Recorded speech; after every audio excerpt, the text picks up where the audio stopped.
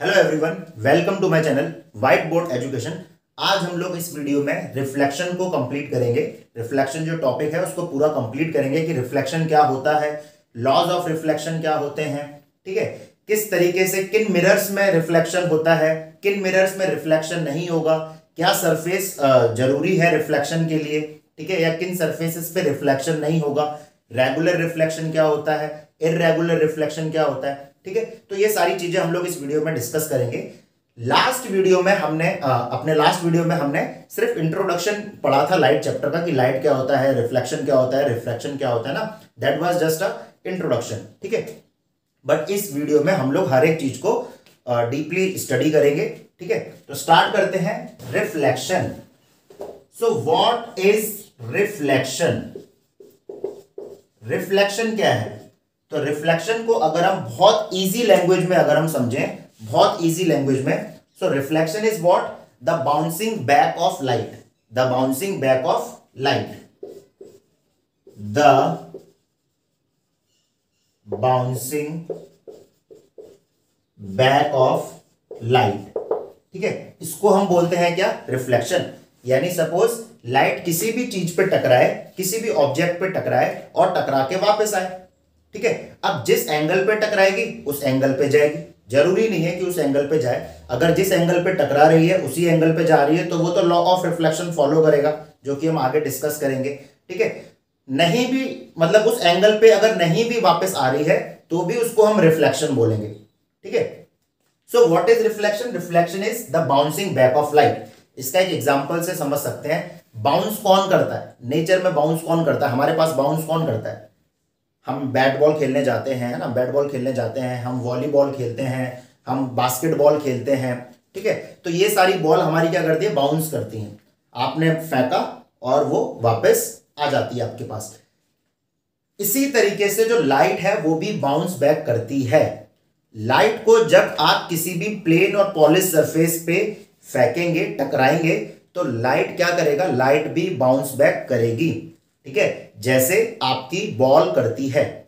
Clear हुआ? तो इस फिनोमिना को हम बोलते हैं क्या? रिफ्लेक्शन, ठीक है। चलो, अगर इस एग्जांपल से नहीं आया ना तो इस एग्जांपल से तो पक्का आ जाएगा। आप लोगों ने मूवी देखी होगी सिंघम। सिंघम ऐसे ऐसे है ना। तो सिंघम मूवी में आपने देखा होगा सिंघम क्या करता है? सिंघम जितने भी गुंडे को मारता है, सिंघम सिंघम, वो सारे गुंडे क्या करते हैं? टिप्पा खाते हैं, है ना। टिप्पा ही तो खाते हैं, उछल के मारता है सीधे सट, और वो गुंडे एकदम टिप्पा खा के उछलते हैं, है ना, जो कि पॉसिबल है ही नहीं कैसे भी करके, ठीक है। बट अब मूवी है तो मूवी में तो कुछ भी दिखाते रहते हैं। तो वो जो टिप्पा खा रहा है ना गुंडा हमारा, वो क्या कर रहा है? बाउंस कर रहा है, जैसे हमारी बॉल कर रही है बाउंस, है ना, जैसे हमारी बॉल कर रही है बाउंस, जैसे हमारी बास्केटबॉल बाउंस कर रही है, वॉलीबॉल बाउंस कर रही है, ऐसे ही तो वो गुंडा बाउंस करता है खटखट, ठीक है। तो जब हमारी लाइट, सेम चीज जब हमारी लाइट करती है ना तो उसको हम बोलते हैं बाउंसिंग बैक ऑफ लाइट, और उस फिनोमिना को हम बोलते हैं रिफ्लेक्शन। अब क्यों जरूरी है, क्यों पढ़ रहे हैं? तो देखो, हमारे नेचर में दो टाइप के ऑब्जेक्ट होते हैं। एक होता है लुमिनस ऑब्जेक्ट, दूसरा होता है नॉन लुमिनस। लुमिनस ऑब्जेक्ट हम बचपन से पढ़ के आ रहे हैं, 6th 7th 8th क्लास से। लुमिनस ऑब्जेक्ट वो ऑब्जेक्ट होते हैं that emits their own light, जो अपनी खुद की लाइट को एमिट करते हैं, ठीक है, जैसे सन, ठीक है, और आपका ये ट्यूबलाइट, ठीक है। तो ये सारे क्या हो गए? आपके कैंडल, ये सारे हो गए लुमिनस ऑब्जेक्ट, ये खुद की लाइट फेंक रहे हैं। And what are non luminous object? That do not emit their own light, जो अपनी खुद की लाइट एमिट नहीं करते, जैसे मैं, आप लोग, ठीक है। हम सब क्या है? हम सब नॉन लुमिनस हैं। ये वॉल, ठीक है, ये कर्टेन्स, ठीक है। तो ये सारे क्या है? Non luminous object. इन ये खुद की लाइट एमिट नहीं करते। सर हमें तो दिख रहे हैं ये, सर ये लाइट छोड़ तो रहे हैं, ये कर्टेन्स ब्लू कलर के टंगे हैं, सर ये वॉल जो है वो क्रीम कलर की वॉल है, या जो भी, आई थिंक पेल येलो लग रहा है मेरे को तो ये, ठीक है, जो भी है। सर ये वॉल हमारी इस कलर की, सर ये लाइट दिख तो रही है। अरे ये वॉल आपको इसलिए दिख रही है क्योंकि इसके ऊपर लाइट पड़ रही है, और वो लाइट, अब यहां पे आएगा आपका रिफ्लेक्शन। लाइट वॉल पे पड़ रही है, वॉल से टकरा के आपके आंखों पे जा रही है। लाइट वॉल पे पड़ी, वॉल से टकरा के आपकी आंखों पे गई। लाइट कर्टेन्स पे पड़ी, कर्टेन से टकरा के आपकी आंखों पे गई। लाइट फैन पे पड़ी, फैन से टकरा के आपकी आंखों पे गई। लाइट एसी पे पड़ी, एसी से टकरा के आपकी आंखों पे गई, ठीक है। तो टकरा के वापस आना is known as bouncing back. जैसे सिंघम, सिंघम ने जमीन में मारा गुंडे को, गुंडा जमीन से टकरा के फट उछल के ऊपर आ गया, है ना। सो this is bouncing back of light and this is reflection. तो रिफ्लेक्शन से क्या होता है, रिफ्लेक्शन जहां कहीं भी होगा, जिस भी ऑब्जेक्ट से टकरा के रिफ्लेक्शन हो रहा होगा वो ऑब्जेक्ट हमें दिखाई देगा। तो अगर इस रूम में जो लाइट का जो सोर्स है दैट इज ट्यूबलाइट और ये जितनी भी लाइट्स वगैरह लगी हैं, ठीक है, ये इस रूम में लाइट का सोर्स है। अगर मैं सपोज इन सारी लाइट्स को बंद कर दूं, है ना, इस कमरे में जो सोर्स है उसको बंद कर दूं, तो क्या मुझे ये कर्टेन्स दिख पाएंगे, क्या मुझे ये वॉल दिख पाएगी, क्या आप लोगों को मैं दिख पाऊंगा, नहीं दिख पाएंगे, है ना, नहीं दिखेंगे ना।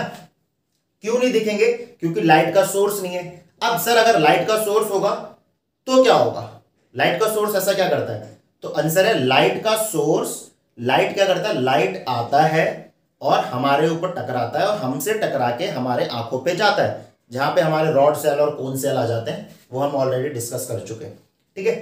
तो टकरा के वापस जाना, टकरा के आंखों पे जाना, है ना। सो this is bouncing back of light, this is reflection.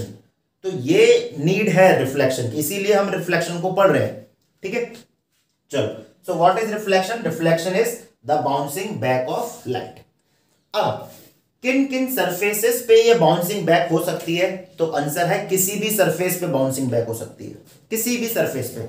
यहां पे हम बाउंसिंग बैक के बारे में बात कर रहे हैं, या सिंपल बोल सकते हैं बाउंस के बारे में बात कर रहे हैं। कहीं भी बाउंसिंग हो सकती है, चाहे वो आपका प्लेन सरफेस हो, चाहे वो आपका इररेगुलर सरफेस हो, चाहे वो आपका रेगुलर सरफेस हो, चाहे वो आपका इररेगुलर सरफेस हो। For example suppose this is plane surface, है ना, ये प्लेन सरफेस है,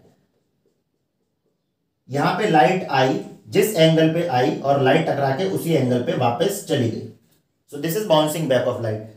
तो क्या यहां पे टकरा के वापस नहीं जाएगी, अगर ये मेरी इररेगुलर सरफेस है, यहां पे मैं किसी लाइट को फेंक रहा हूं तो टकरा के तो यहां भी जा रही है वापस, ध्यान से देखो, हाँ, जिस एंगल पे मैं फेंक रहा हूं उस एंगल पे नहीं जा रही है, ठीक है। फिर मैंने यहां फेंका तो जैसे यहां पे टकराया, हो सकता है यहां से और ज्यादा बेंड हो जाए, ठीक है, यहां पे टकराया, हो सकता है यहां से वापस ही आ जाए इस तरीके से। तो हम देख रहे हैं यहां पे बाउंसिंग तो मुझे यहां भी दिख रही है लेकिन सेम एंगल पे नहीं दिख रही। तो बाउंसिंग की कंडीशन क्या है, बाउंसिंग की कंडीशन एज सच कोई पर्टिकुलर कंडीशन नहीं है, किसी भी रेगुलर सरफेस पे हो सकती है, होती है, और किसी भी इररेगुलर सरफेस पे हो सकती है, ठीक है। क्लियर हुआ, हाँ, ओपेक होना जरूरी है लाइट का, सॉरी लाइट का नहीं, जिस ऑब्जेक्ट पे आप टकरा रहे हो ना, जिस ऑब्जेक्ट पे आपकी लाइट स्ट्राइक कर रही है उस ऑब्जेक्ट का ओपेक होना जरूरी है। अगर वो ऑब्जेक्ट ओपेक नहीं होगा तो क्या होगा, लाइट उसमें से ट्रांसमिट हो जाएगी। बट ऐसा नहीं होता है, 100% ट्रांसमिट तो कहीं भी नहीं होती है, कहीं ना कहीं रिफ्लेक्शन तो हमें थोड़ा बहुत दिखाई देता है। बट यहां पे हम थोड़ा प्रॉपर रिफ्लेक्शन के बारे में पढ़ रहे हैं, तो प्रॉपर रिफ्लेक्शन हमें वहीं दिखेगा जहां पे हमारा ऑब्जेक्ट क्या है, ओपेक हो, जहां पे हमारा ऑब्जेक्ट कैसा हो, ओपेक हो। ये एक कंडीशन हम मान सकते हैं, ठीक है। बाकी सरफेस कैसी भी हो सकती है, आपको रिफ्लेक्शन दिखेगा। यहां पे अभी हम लॉ ऑफ रिफ्लेक्शन के बारे में बात नहीं कर रहे हैं कि angle I equal to angle R. Clear हुआ, so this is all about the reflection. What is reflection, the bouncing back of light, light का बाउंस बैक होना, लाइट का टकरा के वापस आना, ठीक है। क्यों जरूरी है, क्योंकि इसी से जब ये लाइट किसी ऑब्जेक्ट पे पड़ती है और उस ऑब्जेक्ट से टकरा के हमारे आंखों पे आती है तो हमें सारी चीजें दिखाई देती है नेचर पे। जब मैं रोड में बाहर निकलूंगा तो मुझे रोड दिखाई देगी, मुझे गाड़ियां दिखाई देगी, मुझे पेड़ दिखाई देंगे, मुझे आदमी दिखाई देंगे। तो वो इसीलिए दिखाई दे रहे हैं क्योंकि इनके ऊपर सन की लाइट पड़ रही है और सन की लाइट इन पे पड़ के टकरा के मेरे आंखों पे वापस आ रही है। तो ये सारे के सारे प्लेन है क्या, आंसर है नहीं है प्लेन, है ना, इररेगुलर है लेकिन तब भी मुझे दिख रहा है ना। तो ऐसा कोई पर्टिकुलर कंडीशन नहीं है रिफ्लेक्शन होने की, ठीक है, कहीं भी रिफ्लेक्शन होता है, बट हाँ ऐसा बोल सकते हैं कि थोड़ा ओपेक होना ज्यादा इसका जरूरी है, ओपेक होना जरूरी है, ठीक है। सो this is all about the reflection of light. अब यहां पे जो हमें पढ़ना है, सर ये तो हम बचपन से पढ़ के आ चुके हैं, यहां पे जो हमें जो मेन पढ़ने वाली चीज है ना, that is laws of reflection, laws of reflection. तो दो लॉ हैं हमारे पास रिफ्लेक्शन के, हमारे पास रिफ्लेक्शन के दो लॉ हैं। अच्छा, इसको हम बोलेंगे रेगुलर रिफ्लेक्शन, याद रखना, इसको हम बोलेंगे रेगुलर रिफ्लेक्शन और इसको हम बोलेंगे इररेगुलर रिफ्लेक्शन, इररेगुलर रिफ्लेक्शन, या डिफ्यूज्ड भी बोल सकते हैं ना, डिफ्यूज रिफ्लेक्शन भी बोल सकते हैं। क्योंकि यहां पे लॉ ऑफ रिफ्लेक्शन फॉलो नहीं हो रहा है। अब लॉ ऑफ रिफ्लेक्शन क्या है वो अभी बता दूंगा, देन ये आपको ऑटोमेटिकली क्लियर हो जाएगा। सो what is law of reflection? Law of reflection is angle of incidence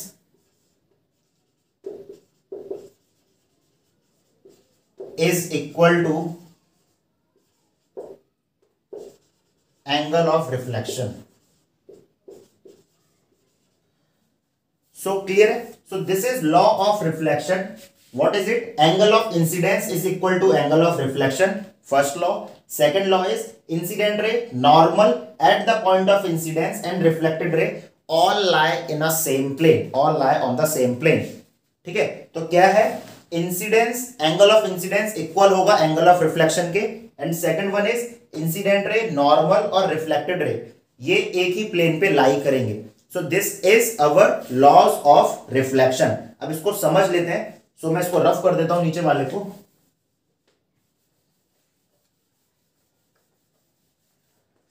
ठीक है, तो लॉ ऑफ रिफ्लेक्शन कहां अप्लाई होगा?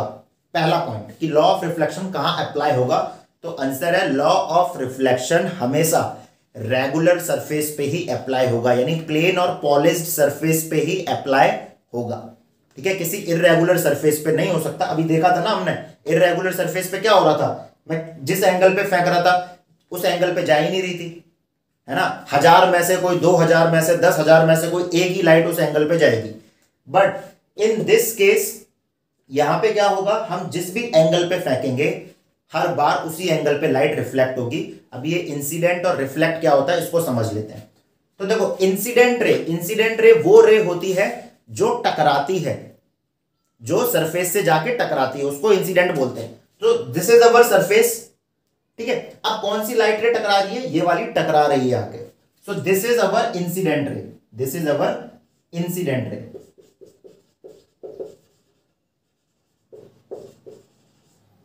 ठीक है, अब टकराने के बाद जो वापस जा रही है, टकराने के बाद जो वापस जा रही है, तो ये टकराया और वापस कौन सी जा रही है? ये जा रही है। सो this is our reflected ray,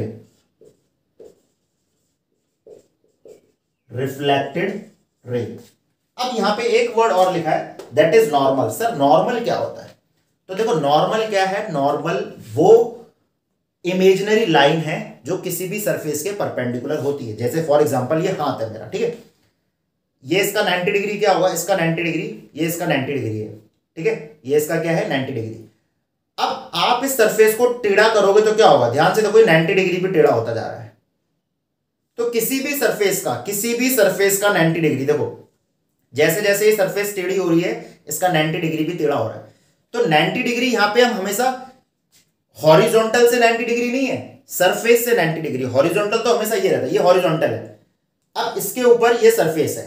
अभी तो चलो ये देखो, इसको दो, ये मेरा हॉरिजॉन्टल है, ये वाला हाथ मेरा हॉरिजॉन्टल है और ये वाला हाथ मेरा सरफेस है। ये 90 डिग्री बन रहा है, लेकिन अब इस सरफेस को मैं इधर उधर घुमाने लग जाऊं, हॉरिजॉन्टल मेरा अभी भी वही रहेगा। मैंने इस सरफेस को ऐसे कर दिया, तो ध्यान से देखो ये सरफेस मेरी इस एंगल पे इंक्लाइंड है और 90 डिग्री मेरा यहां जा रहा है, लेकिन हॉरिजॉन्टल तो मेरा यही है अभी। तो हमेशा हॉरिजॉन्टल से 90 डिग्री नहीं देखना है, सरफेस का 90 डिग्री देखना है। तो सरफेस कैसी भी हो सकती है, सरफेस ऐसी है तो 90 डिग्री ऐसा हो जाएगा, सरफेस हॉरिजॉन्टल है तो 90 डिग्री वर्टिकल हो जाएगा। ठीक है, सरफेस इस तरीके से बेंड है तो 90 डिग्री इस तरीके 90 डिग्री नीचे की तरफ आएगा। सो दिस इज नॉर्मल। तो यहां पे हमारी सरफेस अभी हॉरिजॉन्टल ली है हमने समझने के लिए, तो इसका नॉर्मल क्या होगा, ये इसका नॉर्मल है। तो ये कोई ऐसी कोई पर्टिकुलर लाइन नहीं है, ये हम मेजरमेंट के लिए हमने इसको मान रखा है, इसलिए हमने इसको डॉटेड लाइन से बनाया। ठीक है, चलो। सो दिस इज इंसिडेंट रे, this is reflected ray and this is our normal. And what is point of incidence? Point of incidence वो पॉइंट होता है जहां पे normal, incident ray, reflected ray तीनों एक ही पॉइंट पे लाई करते हैं, उसको बोलते हैं पॉइंट ऑफ इंसिडेंस। या बहुत इजी लैंग्वेज में समझें, जिस पॉइंट पे आके लाइट टकराती है, जिस पॉइंट पे लाइट आके टकराती है, that is point of incidence. तो ये है हमारा पी पॉइंट हो गया, पी पॉइंट हो गया पॉइंट ऑफ इंसिडेंस। ठीक है, so what is laws of what are the laws of reflection? Angle of incidence is equal to angle of reflection. अब angle of incidence, angle of reflection, अगर मैं 60 degree पे फेंकूंगा तो 60 degree होगा। अब यहां पे ध्यान देने वाली बात है, देखो हमने नॉर्मल क्यों ड्रॉ किया था, बहुत ध्यान से देखना, हमने नॉर्मल क्यों ड्रॉ किया था, क्योंकि हम जो मेजरमेंट यहां पे करेंगे वो नॉर्मल से करेंगे, ना कि हॉरिजॉन्टल से। तुमने यहां पे, तुमने नहीं सॉरी, मैंने यहां पे जो एंगल बनाया है वो हॉरिजॉन्टल के साथ बनाया है, नहीं करना है। आप जो भी मेजरमेंट करोगे वो नॉर्मल के साथ ही करोगे, यानी इसको मारो गोली और इसको मारो गोली, ये हमने इसको गोली मार दी। तो कौन से एंगल लेने हैं हमें, ये वाले एंगल लेने हैं जो नॉर्मल के साथ है, और ये वाला एंगल लेना है जो नॉर्मल के साथ है। यानी आपको एंगल ऑफ इंसिडेंस को भी नॉर्मल के साथ लेना है, एंगल ऑफ रिफ्लेक्शन को भी नॉर्मल के साथ ही लेना है। तो यानी आप डी कैसे रखोगे, आपका जो वो डी होता है ना जिससे आप मेजर करते हो, एंगल्स वगैरह मेजर करते हो मैथ में, उसको ऐसे नहीं रखना है, उसको ऐसे रखना है। आया समझ में? ऐसे रखोगे तो हॉरिजॉन्टल से बन रहे हैं एंगल, ऐसे रखोगे तो वर्टिकल से बन रहे हैं। तो suppose what is the first law, angle of incidence is equal to angle of reflection. यानी अगर मैं 30 डिग्री पे, ये मेरा नॉर्मल है, अगर मैं नॉर्मल से 30 डिग्री पे लाइट को फेंकता हूं तो ये टकराने के बाद भी 30 डिग्री पे जाएगी। This is our first law. ढक्कन गया, तो this is our first law, this is our first law. तो ढक्कन उठा लेता हूं मैं। बिना ढक्कन के क्या है ना, फील नहीं आता है। देखा होगा तुमने, स्कूल में भी होते हैं जब, तो पेन के ऊपर ऐसे इस तरीके से ढक्कन का लगा होना बहुत ज्यादा जरूरी है, तब लगता है कि पढ़ाई हो रही है। अगर ये ढक्कन गया तो ऐसा लगता है कि नहीं यार, कुछ तो अधूरा अधूरा हो गया है ना, लाइफ में से कुछ तो अधूरा अधूरा सा लगता है। तो ये ढक्कन हमारी लाइफ को पूरा कर रहा है, याद रखना। तो ढक्कन का होना बहुत जरूरी। So angle of incidence equal to angle of reflection, this is our first law. Clear है? सेकंड लॉ थोड़ा बच्चों को समझने में दिक्कत आता है, सेकंड लॉ थोड़ा बच्चों को समझने में दिक्कत आता है। सेकंड लॉ क्या कहता है? सेकंड लॉ कहता है हमारा कि angle of incident ray, normal और reflected ray, I am not talking about the angles, I am talking about the rays, lines के बारे में बात कर रहा हूं। इंसिडेंट रे, रिफ्लेक्टेड रे और नॉर्मल। अब यहां पे तुम लोगों के दिमाग में आ रहा होगा, सर नॉर्मल के साथ हमने रे क्यों नहीं लगाया? तो ध्यान से, नॉर्मल एक इमेजिनरी लाइन है, उसको हमने सिर्फ एज्यूम किया हुआ है, ठीक है। लेकिन इंसिडेंट और नॉर्मल अपने आप में एक पर्टिकुलर लाइन है, लाइट की एक लाइन जा रही है रे के फॉर्म में, इसलिए वहां पे रे लगा है। नॉर्मल तो एक इमेजिनरी लाइन है ना। क्लियर हुआ? तो इंसिडेंट रे, रिफ्लेक्टेड रे और नॉर्मल, ये तीनों एक ही प्लेन पे लाई करते हैं। ये है हमारा सेकेंड लॉ। अब देखो, इसको बहुत इजी लैंग्वेज में अगर हम समझें तो देखो, बहुत इजी लैंग्वेज में समझते हैं, आई होप इससे समझ में आएगा तुम्हें। सपोज ये एक हॉरिजॉन्टल सरफेस है, मेरे पास रबर की बॉल है, मैंने इस रबर की बॉल को फेंका, क्या होगा? जाएगा। मुझे तीनों चीजें दिख रही हैं, मेरे को इंसिडेंट दिख रही है, बॉल का इंसिडेंट होना दिख रहा है, मुझे बॉल का रिफ्लेक्ट होना दिख रहा है, नॉर्मल भी दिख रहा है। मैंने बॉल को यहां फेंका तब भी, बॉल को यहां फेंका तब भी, बॉल को सर इस डायरेक्शन से फेंको, इस डायरेक्शन, सपोज ये पूरी हॉरिजॉन्टल सरफेस है, तो मैं कैसे भी फेंकूंगा मुझे इंसिडेंट, रिफ्लेक्टेड और नॉर्मल तीनों चीजें दिखेंगी। बट इमेजिन करो अगर एक हॉरिजॉन्टल सरफेस कर दूं और एक वर्टिकल सरफेस कर दूं, इस तरीके से, ये हॉरिजॉन्टल हो गई और एक वर्टिकल सरफेस हो गई। अब देखो, अब अगर मैं क्या कर रहा हूं, अब अगर मैं यहां पे बॉल को फेंक रहा हूं, बॉल को यहां फेंका, अभी भी मुझे दिखेगा क्योंकि मैंने सिर्फ हॉरिजॉन्टल प्लेन पे फेंकी है बॉल, अभी भी मुझे इंसिडेंट बॉल दिखी और रिफ्लेक्टेड बॉल दिखी, बीच में नॉर्मल दिख गया। लेकिन इमेजिन करो वो कंडीशन जब मैं बॉल को हॉरिजॉन्टल प्लेन और वर्टिकल प्लेन इसके बीच में फेंकता हूं, यानी जहां पे दो प्लेन आ गए हैं वहां पे मैं बॉल को फेंकता हूं, तो मुझे सिर्फ इंसिडेंट दिखेगा, रिफ्लेक्टेड और नॉर्मल नहीं दिखेगा।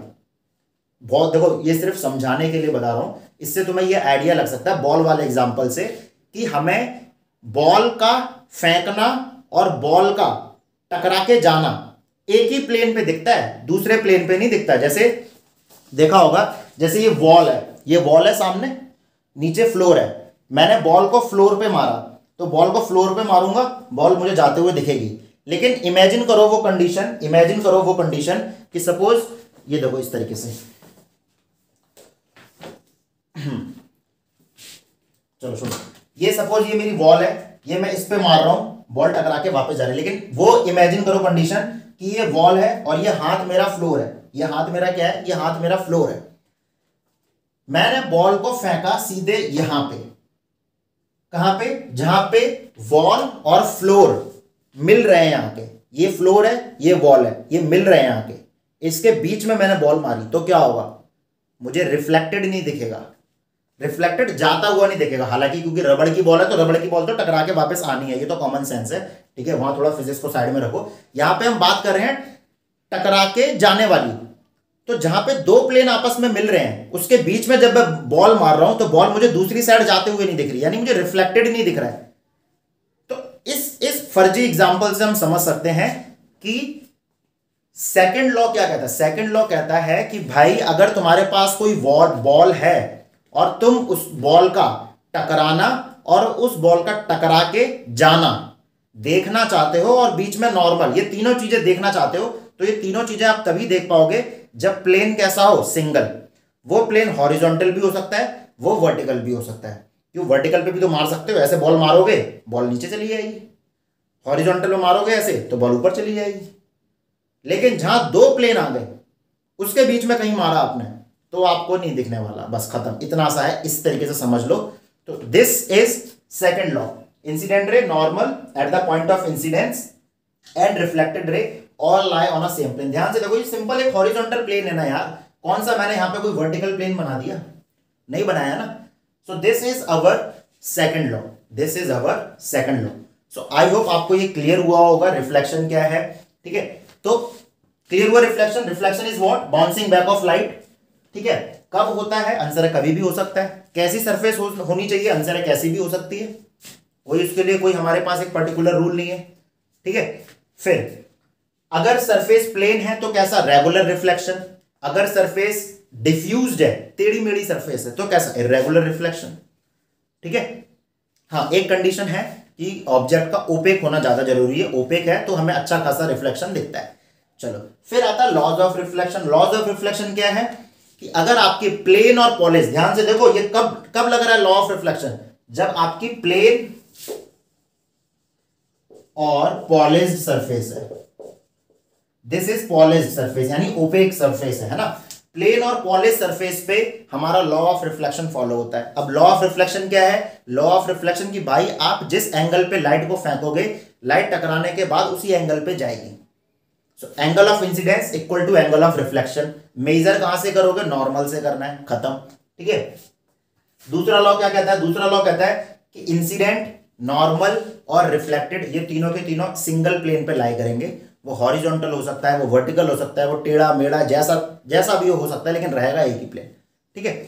सो this is our reflection, this is our reflection. देखा होगा आपने, वो कहानी सुनी होगी, एक बहुत ही होशियार शेर की कहानी होती है ना। शेर को ही होशियार बोलेंगे, शेर को बोलेंगे कि उसमें खरगोश को बोलेंगे, खरगोश होगा, खरगोश होता है ना शायद। शेर जो होता है काफी परेशान कर रहा होता है जंगल के लोगों को, तो खरगोश होता है आई थिंक, या चूहा होता है आई थिंक, वो उसको सबक सिखाने के लिए क्या करता है, उससे बोलता है कि भाई चलो तुमसे भी ताकतवर शेर इस मार्केट में आया है, जाके मिलो उससे। तो कहता है ठीक है मिलाओ।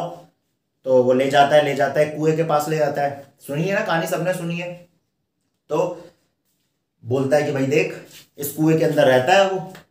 तो शेर देखता है, शेर को दिखाई देता है, तो शेर को जो दिख रहा है वो कौन है, शेर अपने आप को देख रहा होता है, क्योंकि पानी क्या है, पानी भी हमारा मिरर की तरह काम करता है, प्लेन मिरर जिसमें हम अपना थोपड़ा देखते हैं ना, प्लेन मिरर उसकी तरह काम करता है पानी भी।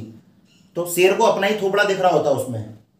तो वो सोचता है, अब क्योंकि शेर ज्यादा दिमाग वाला होता है, हाँ, तो उसको लगता है कि भाई ये कोई दूसरा शेर है। अब वहां पे पूरी की पूरी फिजिक्स लग रही होती है। शेर हमारे क्योंकि स्कूल कोचिंग कभी गए नहीं होते हैं, उन्होंने कभी 9th-10th क्लास पढ़ी नहीं होती है, रिफ्लेक्शन वाला टॉपिक पढ़ा नहीं होता है ना, कि रिफ्लेक्शन तो बेटा लाइट में होता है और रिफ्लेक्शन तो साउंड में भी होता है, और जो रिफ्लेक्शन के लॉ लाइट में फॉलो करते हैं वही रिफ्लेक्शन के लॉ साउंड में भी फॉलो करते हैं।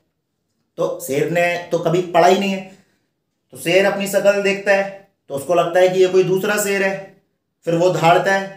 अब वहां पे लॉ ऑफ रिफ्लेक्शन साउंड वाला फॉलो होने लग जाता है कि आप साउंड को जब भेजोगे साउंड टकरा के वापस आएगा। तो चिल धाड़ता है वो, साउंड वापस आता है, तो उसको लगता है कि अंदर से कोई शेर धाड़ रहा है, तो बस छलांग लगा देता है, गया हमारा शेर, है ना। तो शेर क्योंकि हमारा होशियार होता है, पढ़ा लिखा मतलब थोड़ा ज्यादा ही पढ़ा लिखा होता है वो, क्योंकि उसको लॉ ऑफ रिफ्लेक्शन नहीं मालूम होता है, ना साउंड का ना लाइट का, तो वो बेचारा अपनी जान गंवा देता है। और क्योंकि हमारा जो रैबिट होता है वो पढ़ा लिखा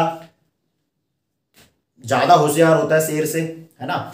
9th पढ़ी है उसने, 10th पढ़ी है, ठीक है, सारी चीजें पढ़ी। 9th में ही तो है law of reflection of sound, और 10th में law of reflection of light, ठीक है। तो वो दोनों क्लास पढ़ के आया होता है, तो वो फिजिक्स लगा रहा होता है उस कुएं में। और क्योंकि शेर हमारे भाई साहब शेर अलग ही लेवल के होते हैं, ठीक है, जंगल का राजा बना दिया उसको, ठीक है, तो बेचारे की जान चली जाती है।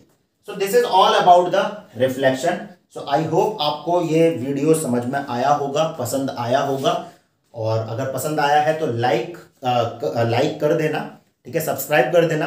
इसके आगे के जो भी टॉपिक्स होंगे हम बढ़िया तरीके से इसको कवर करेंगे, ठीक है, मजा आएगा, और जो भी बोर्ड के क्वेश्चंस होंगे उनको भी हम लोग कंप्लीट करेंगे। सो मिलते हैं अपने नेक्स्ट वीडियो में नेक्स्ट टॉपिक के साथ, तब तक के लिए पढ़ते रहिए, टाटा बाय बाय।